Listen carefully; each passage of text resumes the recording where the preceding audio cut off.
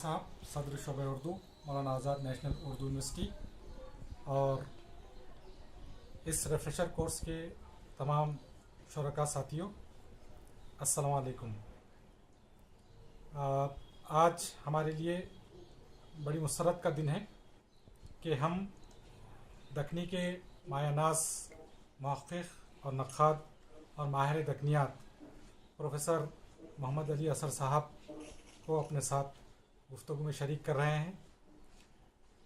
दोस्तों, आप जानते हैं कि अदब 3 शोबों से इबारत है, जिनमें पहला तख्लीक़ है और दूसरा तनक़ीद है और तीसरे है तहक़ीक़। इन तीनों अज्जा के मिलने से अदब का वसी तर दायरा मारिज़ वजूद में आता है। तख्लीक़ के दौरान कोई फ़न पारा या अदब पारा वजूद में आता है और तनक़ीद उस अदब पारे और उस फ़न पारे का तायुन क़द्र करती है, उसके हुस्न व ख़ुबू पर बहस करती है। और तहक़ीक़ किसी ऐसे अदब पारे या किसी ऐसे मुसन्निफ़ के बारे में जो पर्दा ख़िफ़ा में हो, जिसके बारे में अदबी दुनिया बिल्कुल नहीं जानती, या जिसके बारे में जानती तो हैं लेकिन उसकी मालूमात का दायरा नहायत महदूद और कम है, बहुत कम जानती है अदबी दुनिया। तो ऐसे अदब पारे और ऐसे फ़नकार के बारे में मालूमात हासिल करना, नई मालूमात फराहम करना और नए हक़ाइक़ से अदबी दुनिया को रोशनास कराना, ये तहक़ीक़ के वजीफ़े में शामिल है। तो इस तरह जहाँ तख्लीक़ अहम है, तनक़ीद अहम है, उसी तरह तहक़ीक़ भी अहम है, क्योंकि इसके ज़रिए से नए हक़ाइक़ की तलाश और बाज़ियाफ़्त का नहायत अहम और वक़ी अमल अंजाम पाता है।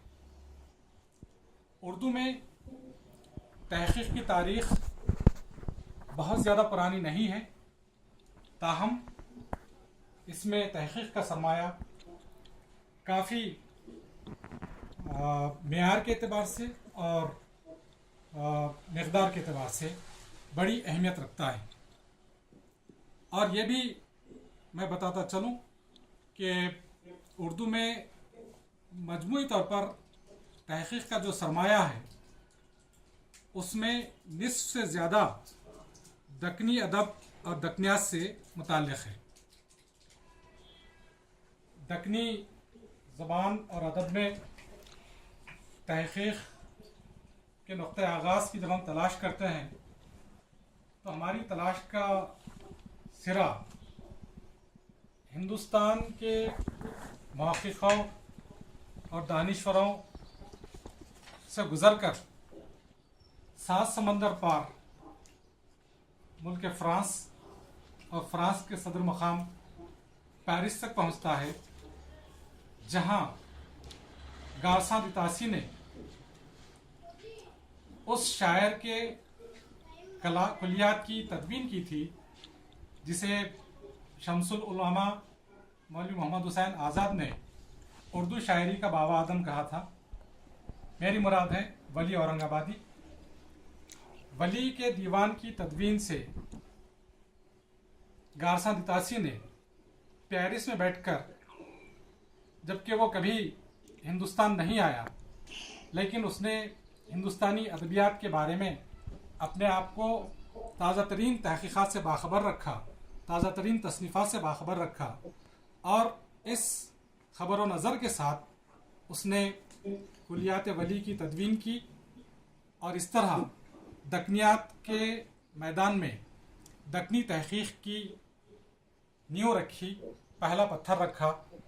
उसके बाद दक्नी ज़बान और अदब के मैदान में तहक़ीक़ का सिलसिला चला है।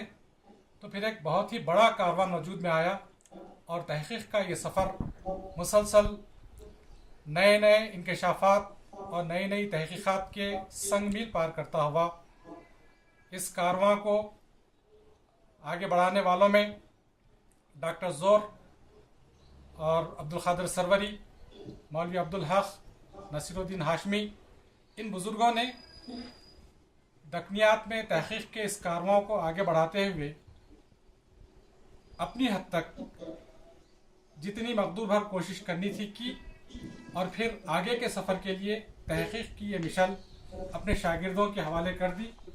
इस तरह ये मिशल दस्त ब दस्त होते हुए आज के दौर में जिस महक़ीक़ के हाथ में पहुंची है उसका नाम है प्रोफेसर मोहम्मद अली असर। तो डॉक्टर साहब, मैं आज के इस रिफ्रेशर कोर्स के इस सेशन में अपनी जानिब से और शोबे उर्दू की जानिब से और मौलाना आज़ाद नेशनल उर्दू यूनिवर्सिटी की जानिब से खैर मकदम करता हूँ। डॉक्टर साहब के आज के खुतबे का मौजू है दक्नी तहक़ीक़ का आगाज़ व इर्तिक़ा। तो डॉक्टर साहब, मैं इन चंद कलिमात के साथ आपसे अदबन इल्तिमास करता हूँ कि अपनी गुफ्तगू का आगाज़ फरमाएं।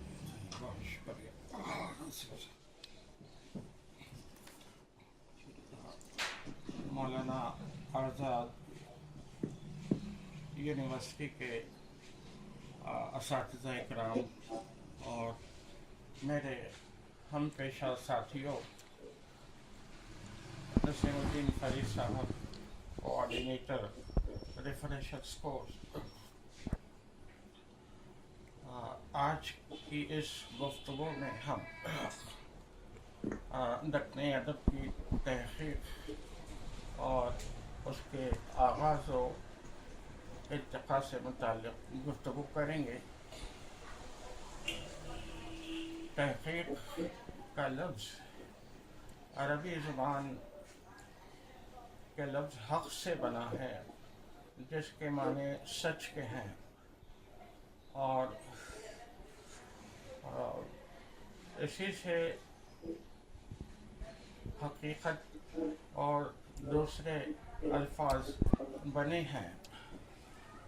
तहक़ीक़ के बारे में लुग़त निगारों ने तलाश और जस्तजू, छानबीन, परख, जांच, तफ्तीश और तदक़ीक़ के अल्फाज इस्तेमाल किए हैं।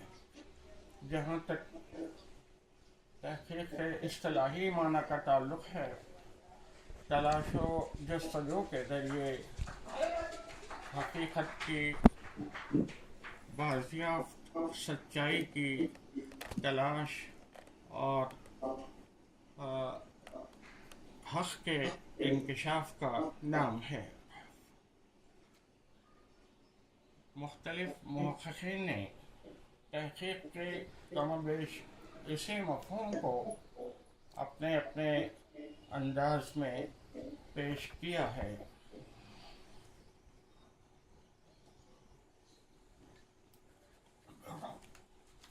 चनाचे क़ाज़ी अब्दुल वदूद लिखते हैं, तहक़ीक़ नामालूम हक़ाइक़ की तलाश और मालूम हक़ाइक़ की तौसीह या उनकी खामियों की तस्दीक़ और तस्हीह का नाम है। इसी तरह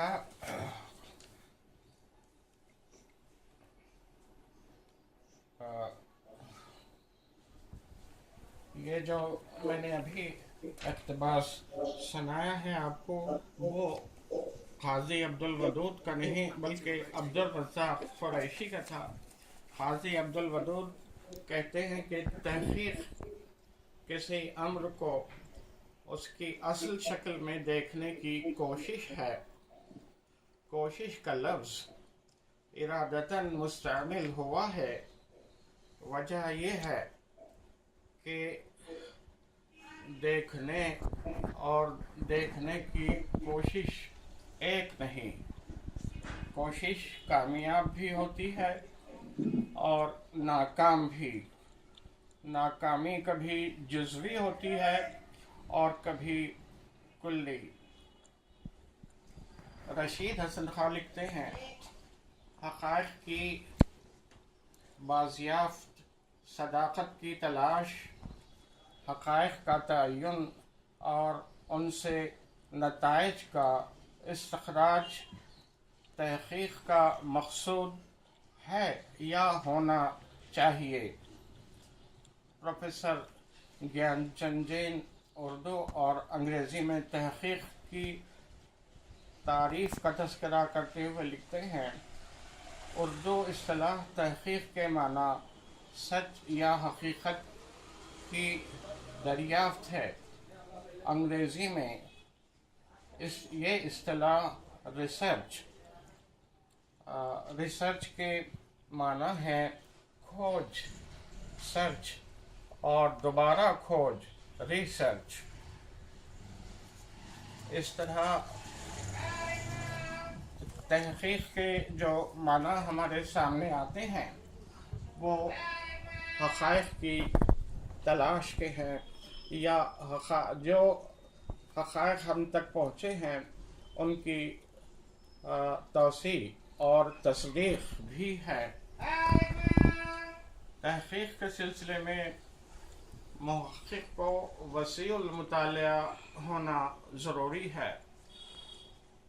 جتنا اس کا مطالعہ وسیع ہوگا اتنی ہی اس کی تحقیق کی اہمیت بڑھ جائے گی۔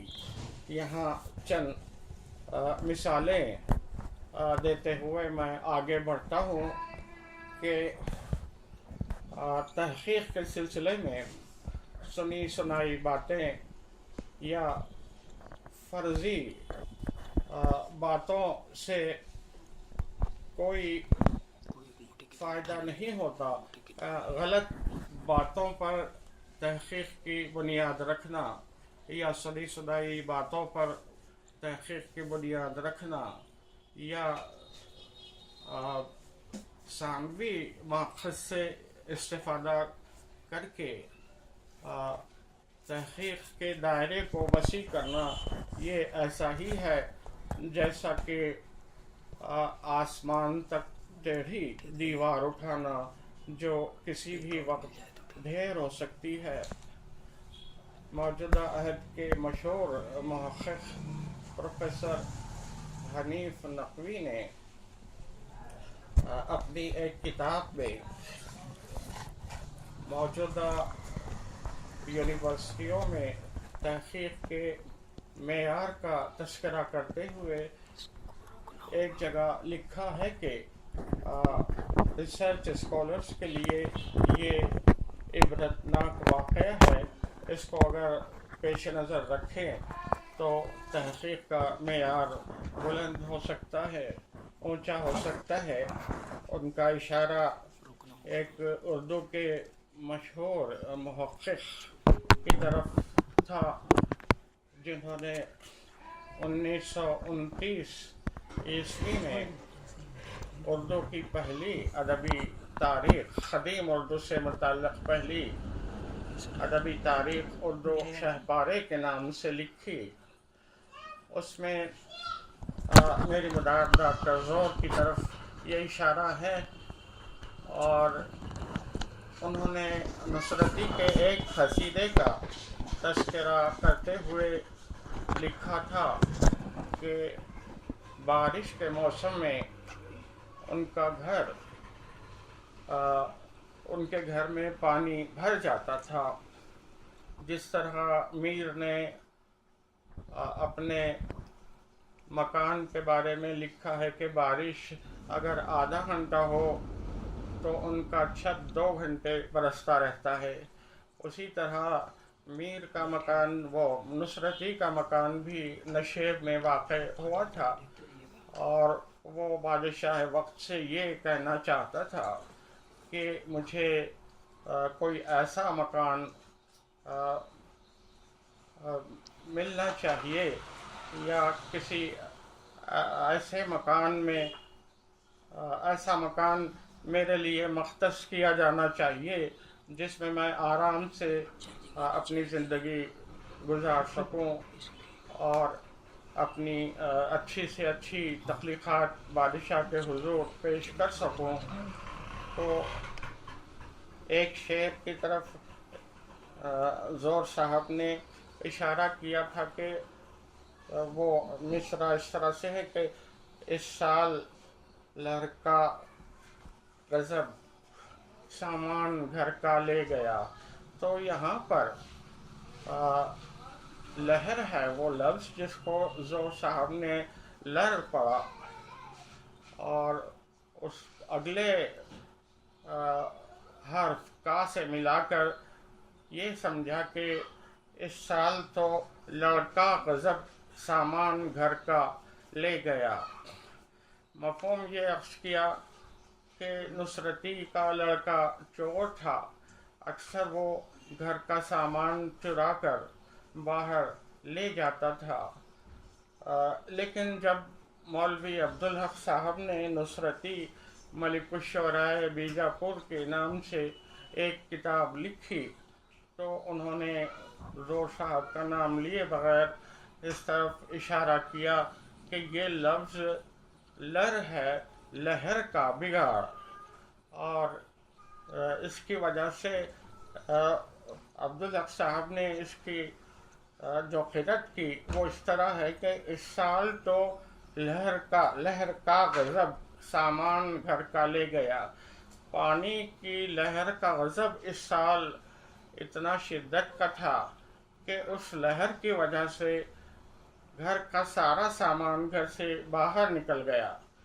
تو یہاں اشارہ کیا اس جانب کے بعد صاحبوں نے اس کو لڑکا پڑھا اور لکھا کہ نصرتی کا لڑکا نالائق اور اوباش تھا۔ عبدالحق صاحب لکھتے ہیں حالانکہ واقعہ یہ ہے کہ نصرتی کے لڑکا تھا ہی نہیں۔ تو اس طرح کی باتیں درپیش ہوتی ہیں،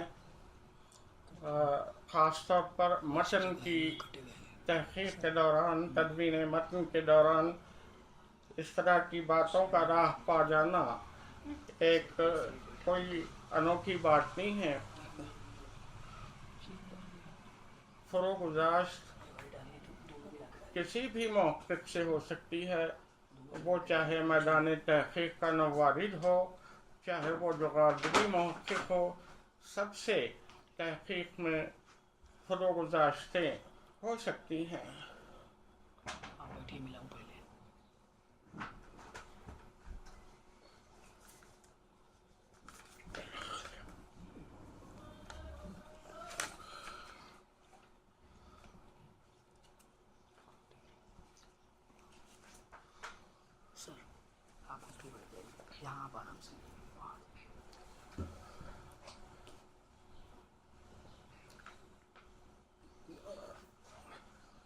تحقیق و تدوین کے سلسلے میں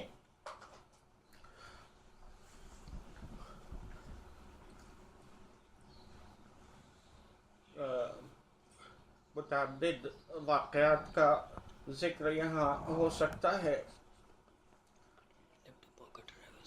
غواصی پر جب میں نے 1974 میں تحقیقی مقالہ لکھا تھا تو اس وقت تمام محققین نے غواصی کے مرشد کا نام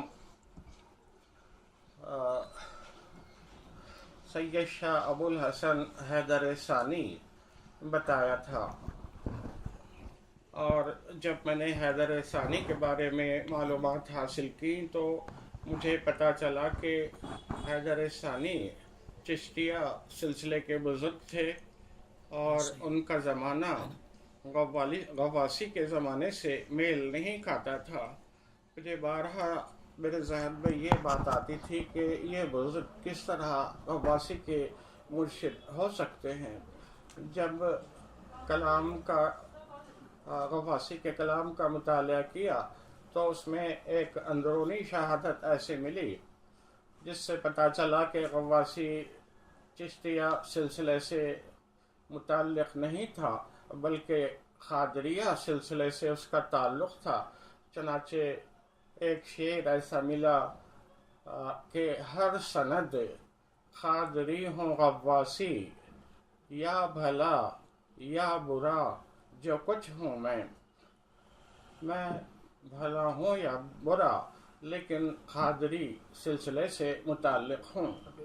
پھر اس کے بعد اپنے مرشد کا ذکر اس نے حیدر اے پیر دستگیر جو حیدر ہے تیرا نام، اپنے مرشد کا نام غواثی حیدر بتاتا ہے، جبکہ حیدر ثانی لقب تھا شاہ ابو الحسن کا۔ تو یہ دو باتیں اس بات کی طرف اشارہ کرتی تھیں کہ حضرت ابو الحسن حیدر ثانی غواثی کے مرشد نہیں ہو سکتے۔ اور اس سلسلے میں جب مزید تحقیق کی گئی تو پتہ چلا کہ غواثی کے مرشد کا نام میرا شاہ حیدر ولی اللہ تھا، حیدر ان کا نام تھا، اور غواثی نے اور بھی دوسری منظومات میں حیدر ولی اللہ کا ذکر نام لے کر حیدر اے پیر دستگیر جو حیدر ہے تیرا نام، اس طرح ایک سے زائد اشعار میں نظموں میں اس نے اپنے پیر کا ذکر کیا ہے۔ اس سے مجھے اس بات کو تقویت ملی کہ یہ بزرگ غواثی کے مرشد ہیں، اور ان کا زمانہ وہی ہے جو غواثی کا زمانہ ہے۔ حضرت میرا شاہ حیدر ولی اللہ نے 1033 ہجری میں وفات پائی، اور غواثی کے عرصہ حیات سے یہ مناسبت رکھتا ہے یہ سال۔ اس طرح کئی ایسی چیزیں تحقیق میں رکاوٹ ہیں۔ مختلف کاتبین کے جو اسٹروکس ہوتے ہیں، انداز تحریر ہوتے ہیں، ان کو اگر ایک بار ایک مخطوطہ اگر پڑھ رہے ہوں تو اس میں بعض الفاظ ایسے ہوتے ہیں کہ جو آسانی سے سمجھ میں نہیں آتے، لیکن جب سیاق و سباق کی روشنی میں ان کا مطالعہ کیا جاتا ہے تو اس لفظ کا مفہوم کھل جاتا ہے۔ بعض کوئی کاتب اور کا لفظ اگر اسے لکھنا ہے تو وہ اس طرح لکھتا ہے کہ وہ بعد بھی پڑھا جاتا ہے بے عین دال، اور صرف کمی اس بات کی رہتی ہے کہ بے کا نقطہ نہیں ہوتا، اور اکثر الفاظ کے نقطے اپنی جگہ پر مخطوطات میں نہیں ہوتے۔ اسی طرح جب کوئی تحقیقی مضمون لکھا جاتا ہے، تحقیقی کتاب لکھی جاتی ہے، تو اس موضوع سے متعلق جب تک سارا مواد پیش نظر نہیں ہوتا، ہماری دسترس میں نہیں ہوتا، اس وقت تک ہم مضمون نہیں لکھ سکتے، کتاب نہیں لکھ سکتے، اور بغیر مواد کے حصول کے کوئی بھی مضمون مکمل اور جامع نہیں ہو سکتا۔ جب کوئی نئی کتاب آتی ہے، نیا مضمون آتا ہے، تو اس بات کا خیال رکھنا ضروری ہو جاتا ہے کہ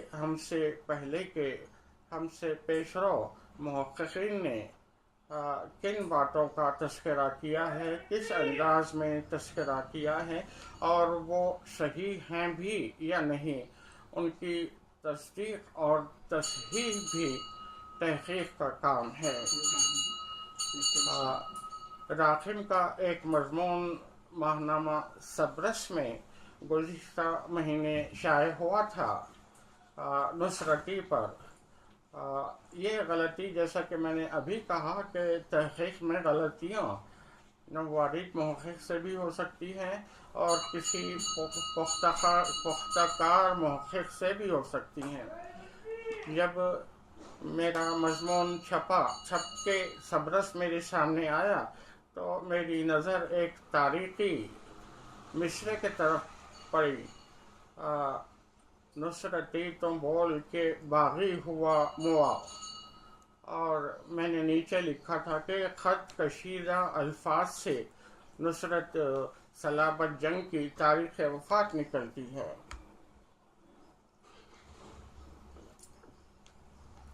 اور جب میں نے مضمون کو بغور دیکھا تو خط کشیدہ الفاظ پورے مصرے کے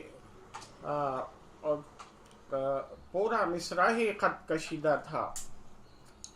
مجھے بہت افسوس ہوا کہ یہ کمپوزنگ کی چھوٹی سی غلطی کی وجہ سے کوئی بھی اعتراض کر سکتا ہے کہ خط کشیدہ الفاظ سے نصرتی کی سلابت جنگ کی تاریخ وفات نہیں ملتی. صرف 3 الفاظ سے تاریخ نکلتی ہے: باغی، ہوا، موا. ان 3 الفاظ کے اعداد اگر جمع کیے جائے ابجد کے حساب سے تو سلابت جنگ کی تاریخ وفات نکلتی ہے. میں نے فوراً ایک خط لکھا سبرش کے ایڈیٹر کو کہ وہ جو خط کشیدہ الفاظ میں بتانا چاہتا تھا وہ یہ 3 الفاظ ہیں، جبکہ پورا مصرع خط کشیدہ ہو گیا ہے جس سے صحیح تاریخ برآمد نہیں ہوتی. چنانچہ دوسرے مہینے کے سبرس میں ایک صاحب نے اعتراض کیا اور میں نے بھی ایک خط لکھا. میرا خط تھا اور ایک خط تھا کہ یہ تاریخ غلط برآمد ہو رہی ہے، بہت احتیاط کی ضرورت ہوتی ہے تاریخ نکالنے کے سلسلے میں. اور ایک اور اعتراض انہوں نے یہ کر دیا کہ نصرتی شہید ہے. نصرتی جس سال شہید ہوا تھا، جس سال اسے تلوار کے ضرب سے قتل کر دیا گیا تھا، وہ سال کا سن نصرتی کے کسی شاگرد نے، کسی دوست نے، ایک ایسے شاعر نے اس کی تاریخ وفات ایک خطے کے ذریعے نکالی تھی اور یہ کہا تھا کہ ضرب شمشیر سو یہ دنیا چھوڑ، جا کے جنت کے گھر میں خوش ہو رہے. سال تاریخ آ ملائک نے یوں کہی، نصرتی شہید ہے.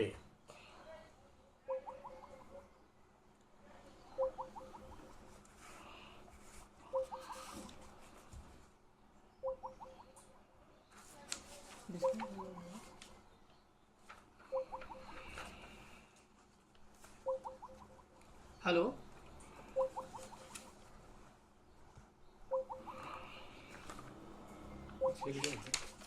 نہیں وہ کنیکٹیوٹی.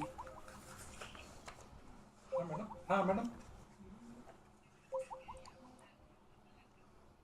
اچھا اچھا، جی جی، وہاں پر انٹرنیٹ کا پرابلم ہے. اچھا اچھا.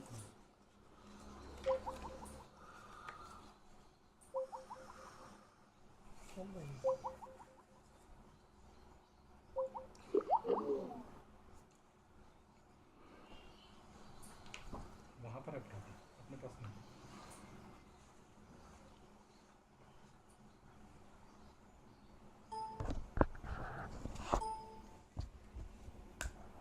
اسٹاپ کر دیجیے نا.